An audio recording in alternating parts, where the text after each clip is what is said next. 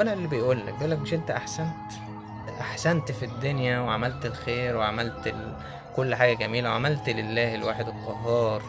هل جزاء الإحسان إلا الإحسان؟ فخلصت. أحسنت مراحش هدر، تعبك مراحش هدر أهو. بيقول لك مراحش هدر، هو اللي بيطمنك بنفسه. الله يا رب شكرا. تتضايقش انت، انا مش عايزك تتضايق من اللي حصل لك. اوعى تندم على عطائك، اوعى تندم على جدعنتك واخلاقك واصلك، ومش هتعرف تعمل زيه، مش هتعرف تعمل غير كده. تندمش عليه بقى لانه متشال. الاحسان احسان هيديهولك الله سبحانه وتعالى، ما تاخدوش منهم هم. لو حد احسنت اليه وما ادكش، انت بتحسن لله في كل حياتك. احسن ليه واعمل اللي عليك واعمل ما امرت به من الله سبحانه وتعالى، هتلاقي الاحسان متشلك دنيا واخره باذن الله، وعيشه هنيه انت محتاجها. خلاص، فما تندمش على عطائك. ودي ليست صدفة ان انت بتسمعني، لكنها رسالتك النهاردة في تعافي روحك الجميلة، في تعافي روحك الجميلة. هتفوقوا، اصلك متشلك، احسانك متشلك، مراحش هدر.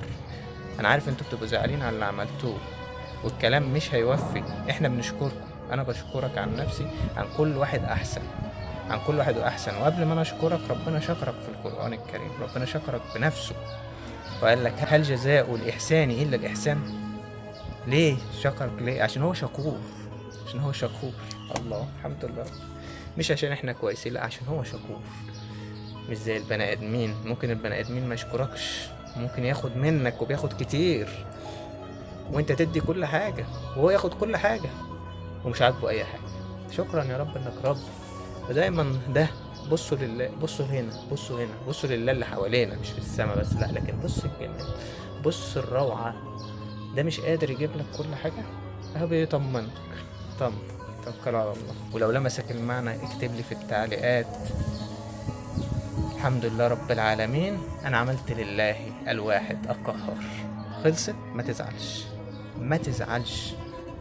اصلك متشلك، احسانك متشلك، مراحش هدر، متشلك، مراحش هدر.